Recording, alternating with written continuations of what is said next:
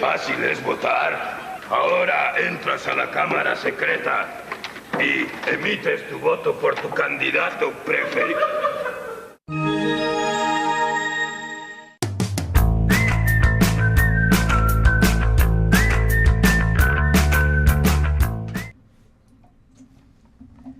En la esquina desnuda, la política, Manuel Alcántara logra brillantemente esa difícil confluencia. El politólogo de larga trayectoria aparece en cada artículo indisolublemente unido al hombre de principios, al demócrata y al escritor.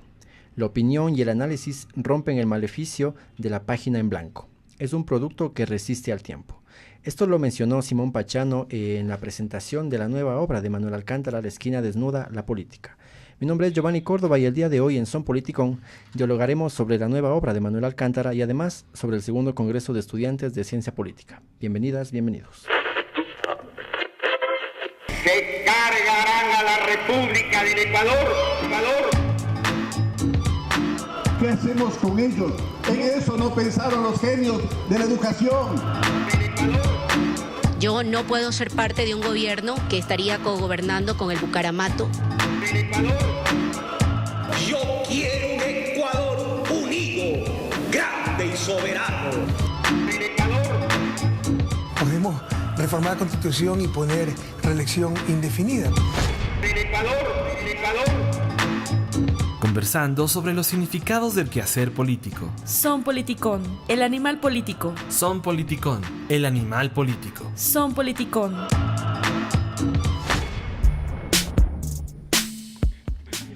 Y bien, bienvenidos una vez más a la emisión de Son Politicón, el día de hoy, empezando precisamente el segundo mes de este año 2018, estamos en febrero ya y pues, bueno, empezando con pie derecho.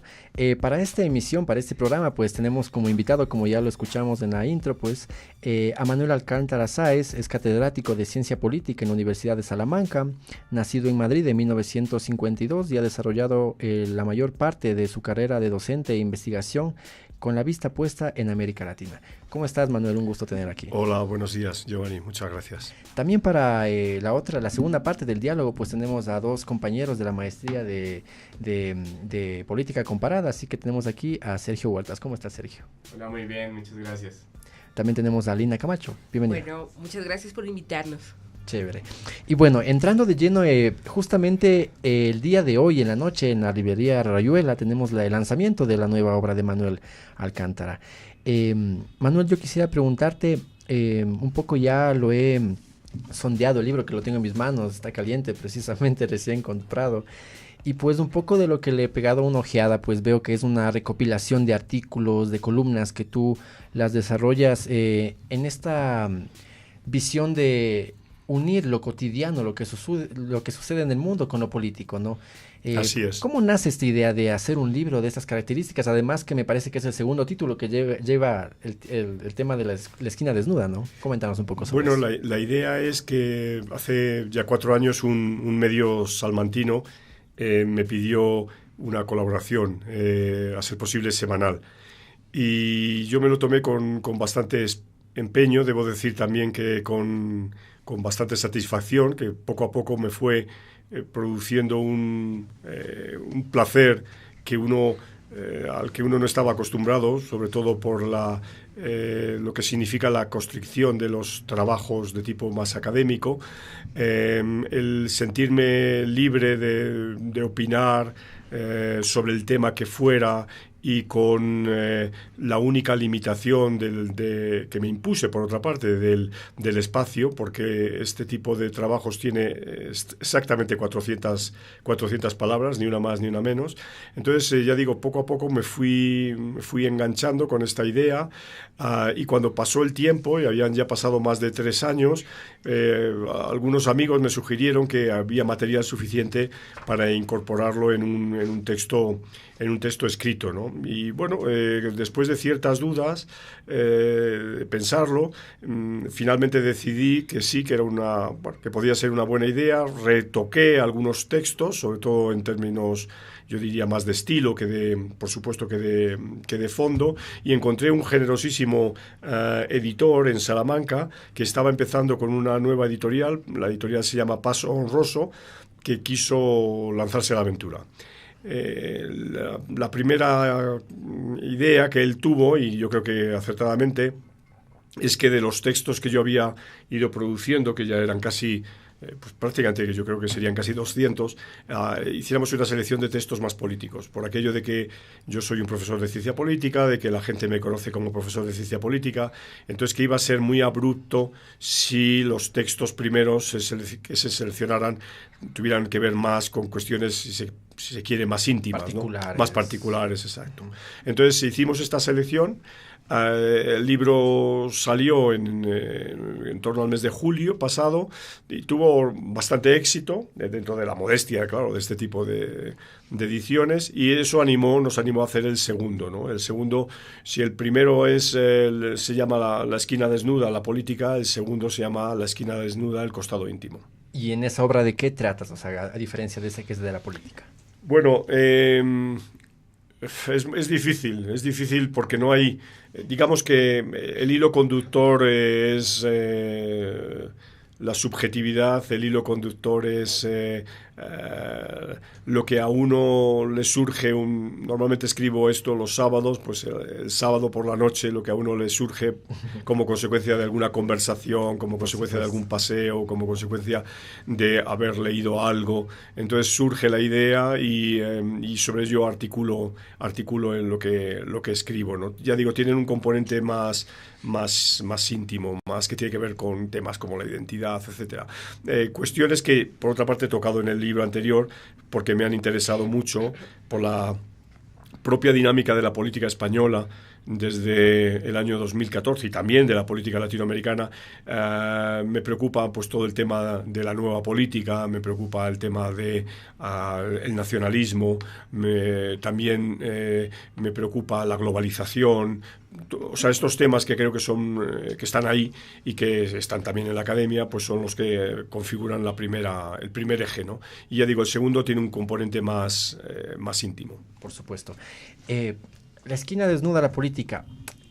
Cuando recopilaste, porque es una recolección de textos que me imagino que los hiciste en diferentes etapas, ¿no? Claro. Cuando lo recopilaste, ¿en quién pensaste, a quién va dirigido esta obra? Buena pregunta.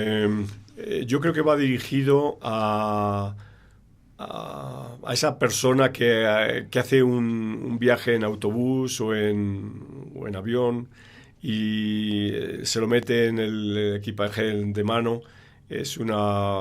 Pesa poco, y uno puede leer esas píldoras.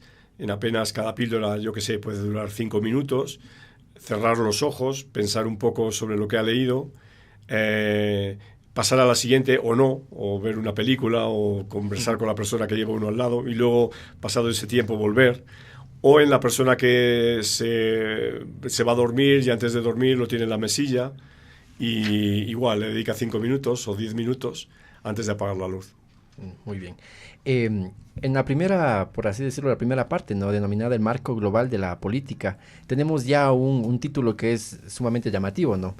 Que hace referencia al tema de es la economía estúpido, ¿no? Exacto. Ahora sí. el título es la comunicación estúpido. Exacto. Un poco que comentes de cómo surgió porque el análisis que haces en ese pequeño fragmento es muy interesante, porque en un contexto de globalización realmente cabe pensar el rol que tiene la comunicación como tal en la política, que muchos los creían tal vez desligado desde hace algún tiempo, ¿no? Así es. O sea, la comunicación ha estado presente siempre en la política, ¿no? Por lo menos siempre, pero desde y ha venido muy asociada a los medios que había de comunicación. En un primer momento, la comunicación era el pasquín, y ahí pues hay una tradición muy importante en torno a la Revolución Francesa, ¿no? Y los prolegómenos y los momentos subsiguientes, ¿no? Donde va a aparecer una prensa tipo pasquín, tipo folleto, que va a inundar América, las independencias de América Latina están muy vinculadas a esto, ¿no? Como los movimientos independentistas se movían con el pasquín para proclamar una serie de ideas y demás, ¿no? Y esto también pues lo vivimos en España, tanto en el derrotero de la Constitución del 12 como posteriormente y demás, y por supuesto en Europa y demás, en el resto de Europa y demás. O sea que el soporte de la comunicación siempre está presente. Luego, así eso fue durante todo el siglo XIX. Y el siglo XX se inaugura con la radio, ¿no?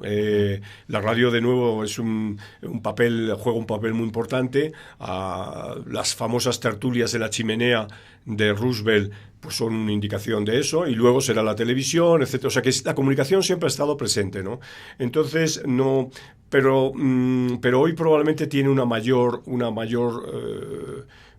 yo creo que presencia, una mayor virulencia, ¿no? Porque los nuevos soportes tienen una inmediatez mayor y tienen un alcance y una viralidad muchísimo mayor que lo que tecnologías, claro, ¿no? Que lo que tenía la radio. La radio llegaba a mucha gente y sí, la gente por la noche en su casa en torno al aparato de radio en el ámbito campesino o en el ámbito urbano, la gente se reunía a escuchar la radio, y eso ya era una revolución porque llegaba muchísima gente, ¿no? Y lo mismo con la televisión, pero esto es muchísimo más. Entonces la política articula mecanismos de comunicación, además con todo lo que se ha avanzado pues desde la perspectiva del lenguaje y demás, y eso es lo que me llevó a esa frase, ¿no? O sea, si hace casi 30 años Clinton ganó a un Bush que se presentaba como un tipo súper inteligente y súper controlador de las grandes claves de la política norteamericana,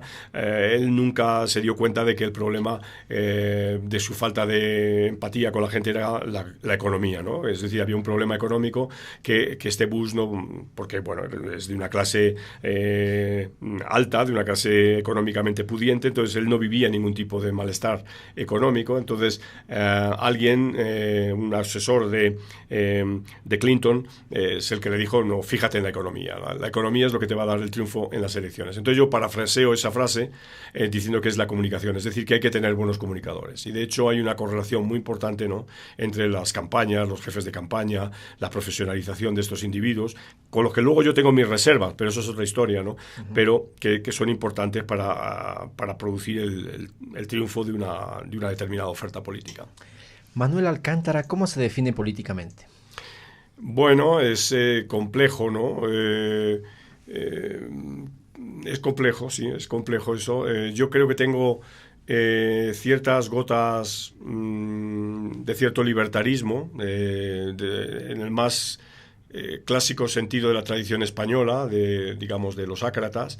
Pero luego, y esto es lo contradictorio, tengo una convicción, diríamos, clásica socialdemócrata, es decir, creo en lo público, creo en el papel del Estado, creo en el papel del Estado como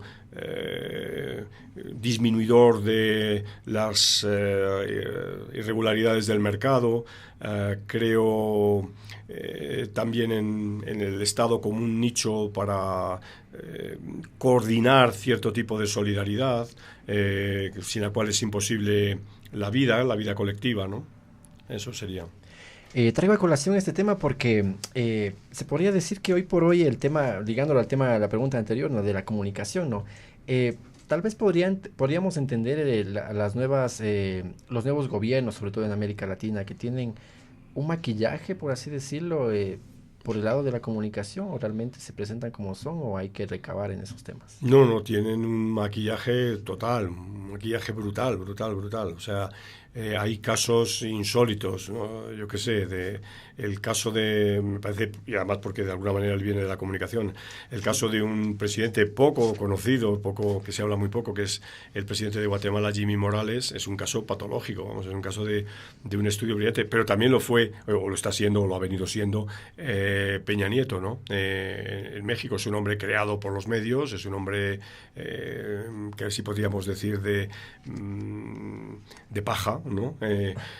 No hay sustancia, no hay tal, y es un hombre, ya digo, o sea que es una presencia muy importante. Pero ojo, esto no es solo de América Latina, ¿no? Podemos encontrar fenómenos iguales en Europa, ¿no? Pero es un signo de los tiempos, ¿no? Yo creo. Por supuesto. Y bueno, también un poco para poder interactuar con los compañeros, igualmente yo quiero preguntarles de Lina y también Sergio. Bueno, si comenzamos con Lina, no sé, ¿qué te parece este tema que estamos abordando? El tema de ligar un poco lo cotidiano que vemos en la obra de Manuel, ¿no? Ligando con lo político.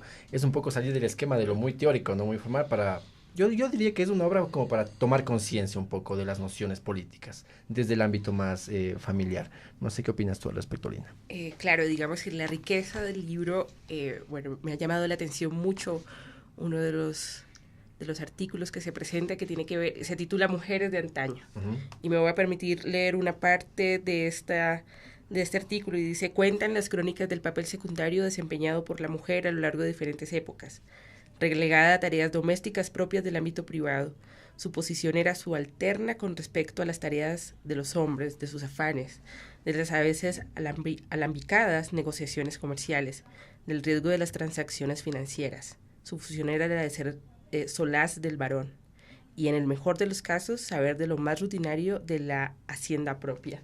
Entonces, creo que si bien es un libro que nos permite conocer estos asuntos de la política de manera en espacio, digamos, como un viaje en el avión, llevarlo esperando una clase. Sí, esperando la clase.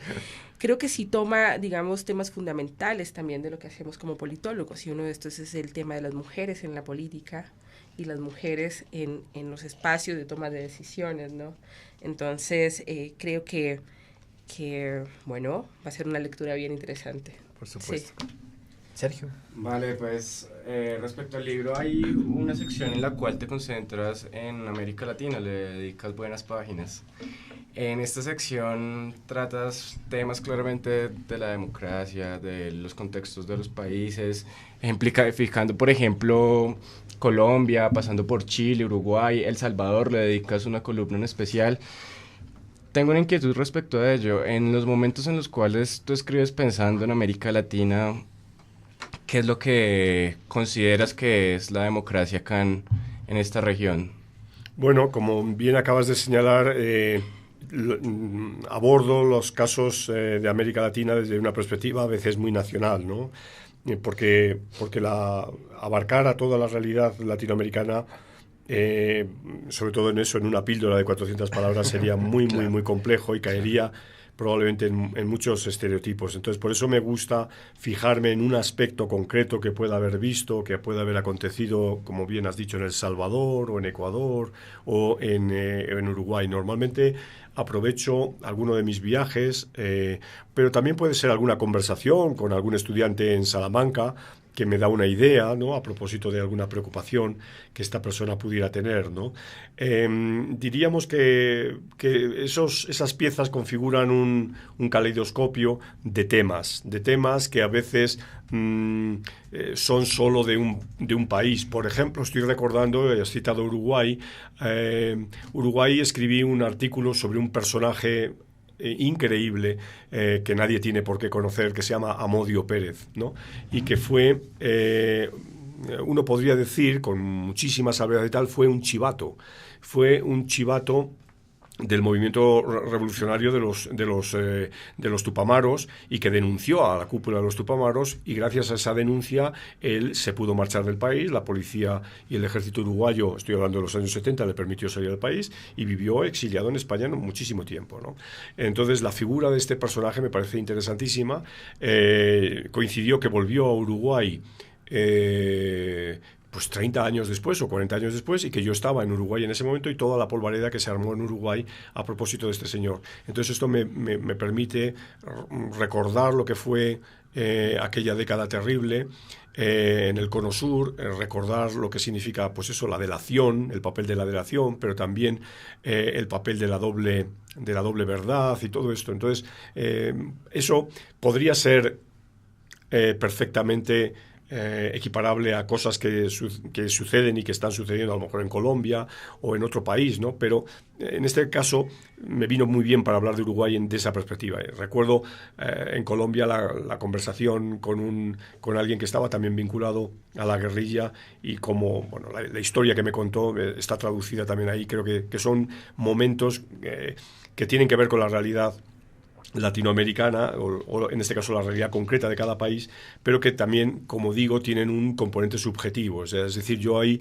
lo que hago es, sí, soy una persona que ha estudiado y que da clases y que tiene una cabeza amueblada en términos conceptuales y en términos teóricos, pero yo quiero, sin dejar de usar eso, yo quiero decir lo que verdaderamente me sugiere, ¿no? Lo que me sugiere hablar con un taxista que me contaba una vez en Bogotá que había sido compañero de tiro fijo cuando eran pequeños, porque habían vivido en el mismo sitio, etcétera. Entonces eso me resulta como mucho más, hoy por hoy me resulta más interesante a lo mejor que dedicar a hacerme un paper, ¿no?, para presentar en un congreso. Por supuesto. Justamente el día de ayer hablábamos en clase y decías, recuerdo muy claramente los términos, que en un futuro prácticamente el sistema de partidos, del partido como tal, va a dejar de existir.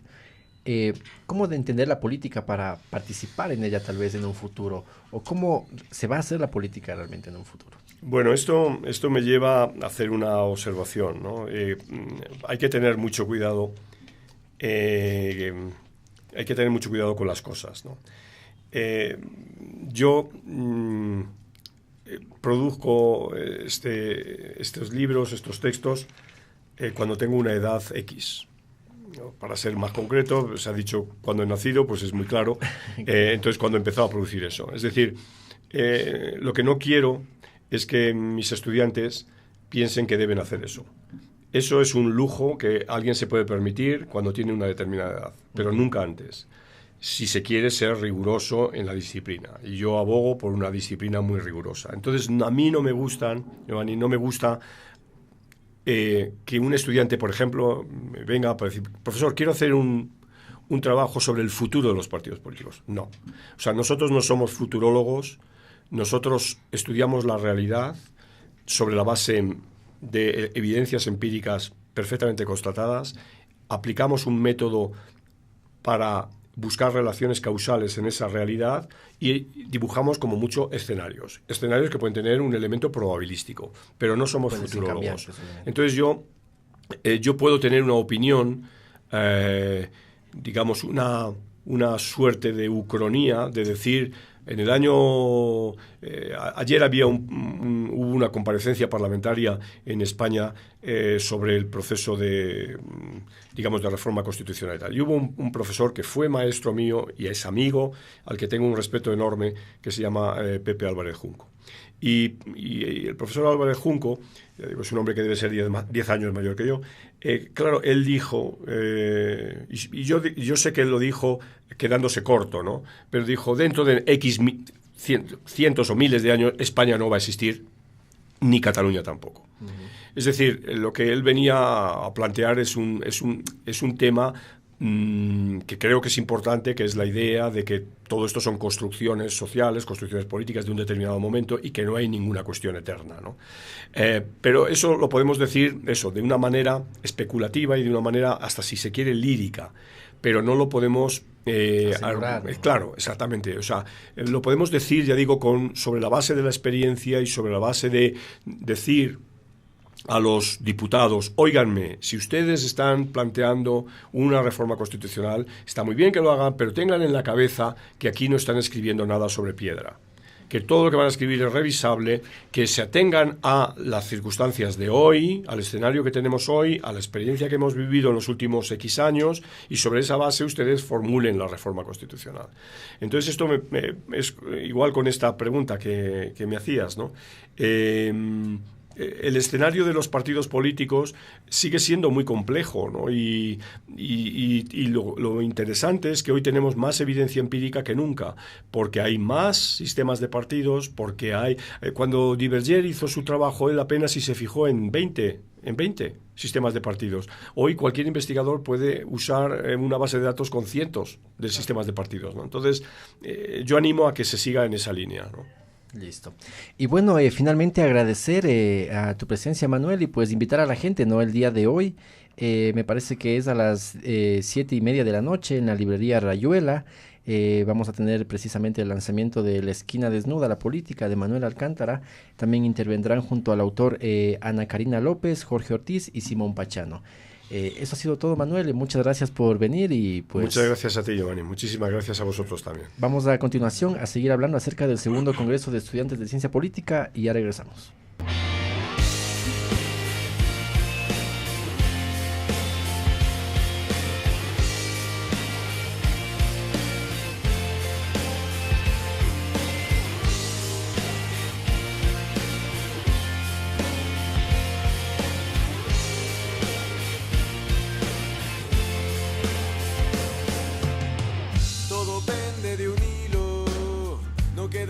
Para el tiempo perdido, caminando por el filo, creí llegar y ya me había ido. Todo pende de un hilo. Juega tu último partido. Cuando no se escuche el ruido, solo quisiera estar contigo. Atesoro cicatrices, pero olvido las heridas. No busco instrucciones de uso para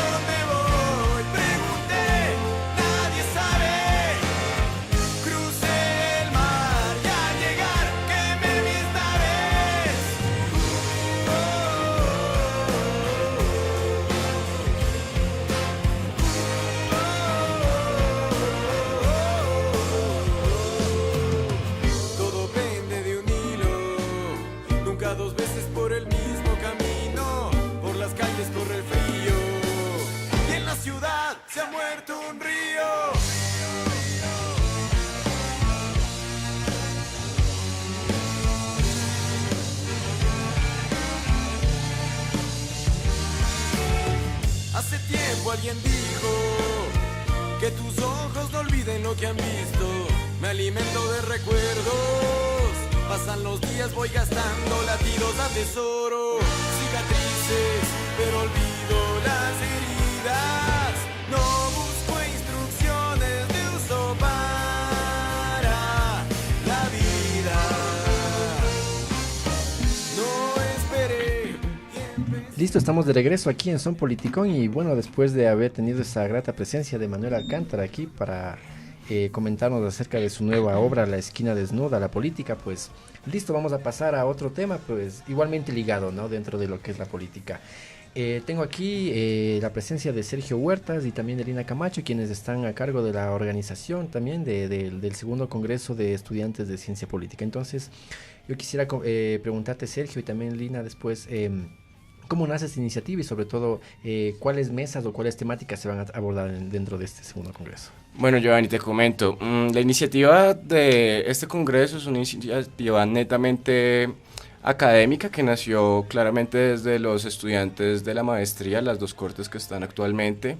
En realidad era una idea que ya como lo pudiste nombrar es el segundo. La primera se elaboró hace unos 2 años, la primera versión de este congreso, contando con una gran participación de índole nacional e internacional, y pues básicamente es un espacio en el cual se quiere tratar de construir comunidad académica, tratar de construir ese sentido de saber qué es la ciencia política y entenderla de manera académica, lo que nos decía ahorita último antes de salir, Manuel. Entender realmente que esto implica un reto conceptual, teórico, analítico, el cual tiene que estudiarse con rigurosidad, con una metodología determinada, para lograr entender un poco nuestro campo de estudio, que como tal son las relaciones de poder y la política. Por supuesto. ¿Qué expectativas tienen de la presencia de ponencias y cuáles son las líneas de investigación que se van a abordar en general? Bueno, la expectativa es que todos vengan, desde las universidades de la región, tanto... ¿Ya han tramitado invitaciones? Claro. Sí, hemos invitado a universidades de provincia o las universidades que están aquí en Quito. Hemos también tenido un eco en universidades de países que están cercanos a Ecuador. Entonces creo que va a ser muy interesante encontrarnos e insistir en esta idea de comunidad académica. Digamos que los países también se interesen, o los estudiantes de los países que están cerca de Ecuador se interesen por esta idea de conformar redes, de que hablemos de cuáles son nuestros temas de investigación. Y ahí me gustaría pasar justamente a cuáles son las líneas que tenemos. Entonces tenemos temas, subcampos de la ciencia política importantes, como son teoría política, el tema de mujeres y política, economía política. Tenemos aspectos también vinculados con metodología, y ahí hago un llamado importante a las personas que nos están escuchando y que se están interesados en este tema, y es que nos envíen sus ponencias sobre metodología, porque claro, hemos tenido un gran desarrollo teórico y conceptual en la ciencia política en la región. Sin embargo, es importante caminar hacia el aspecto metodológico y fortalecer, digamos, las reflexiones sobre aspectos metodológicos. También tenemos una línea de políticas públicas y también tenemos otros aspectos, no sé si se me escapa otra. Tenemos otros aspectos como por ejemplo son instituciones políticas y política comparada. Hacemos llamados a ponencias de administración pública, movimientos sociales, partidos políticos, por supuesto. O sea, es como abarcamos casi todas las áreas fundamentales de nuestro campo, así que anímense por favor a enviarnos sus ponencias. Este es un buen escenario para hablar de lo que están trabajando ustedes, de promover sus investigaciones, de conocer gente en el ámbito académico y de armar redes, que queremos insistir en esto. Entonces no se pierdan este congreso, el segundo congreso de estudiantes de ciencia política, que lo vamos a realizar el 8 y el 9 de marzo. Precisamente, 8 y 9 de marzo en Flaxo. Aquí en la Flaxo. Entonces Correcto. Tenemos instalaciones de primera y bueno, solamente hay que inscribir la ponencia en la página web y venir a presentar y también asistir a las personas que quieran participar como asistentes. Listo. ¿Cómo es el procedimiento para inscribirse? Bueno, Giovanni, te comento. Nosotros teníamos en un principio la fecha de cierre de ponencias hasta el día de hoy, 1 de febrero, pero dada la gran recepción que hemos tenido de universidades y de estudiantes, tanto de posgrado como de pregrado, nos han pedido ampliar un poco más el tiempo de inscripción. Entonces, por ende, se amplió hasta el día 8 de febrero. El proceso de inscripción es muy sencillo. Entras a la página de vitrina electoral, que es la página de la Maestría de Política Comparada de la Flaxo. Allí te aparece una pestaña en donde dice Segundo Congreso de Estudiantes. Le das clic allí y te aparece la opción para, bien, si quieres subir la ponencia de manera individual o si quieres registrarte como asistente, o si, por ejemplo, hay un grupo que esté interesado en un tema en específico, se pueden subir mesas temáticas en las diversas líneas que ya hemos conversado. Listo, entonces de plazo está hasta el 8 de febrero. Hasta el 8, es correcto. El 8 para desarrollarse acá en la Flaxo, ya el congreso el 8 y 9 de marzo. Listo, igualmente hacer invitación para que encuentren toda la información en www.vitrinaelectoral.com. Gracias. ¿Algunas últimas palabras de Lina?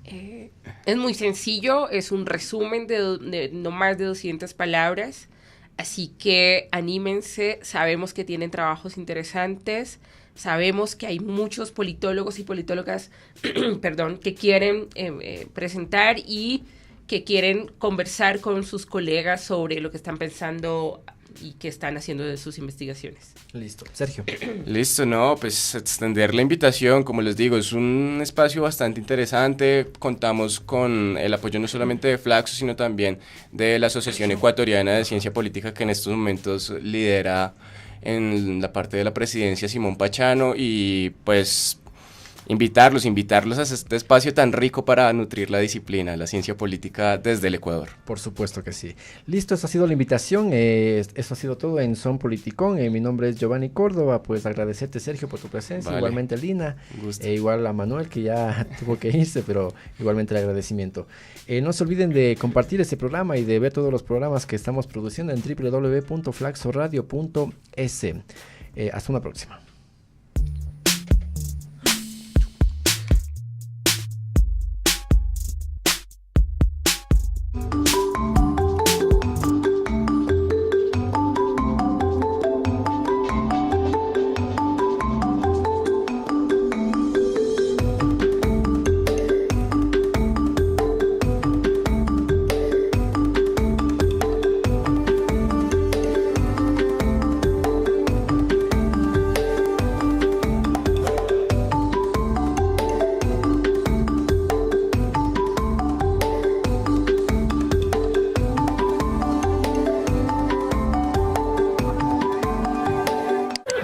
Fácil es votar. Ahora entras a la Cámara Secreta y emites tu voto por tu candidato preferido.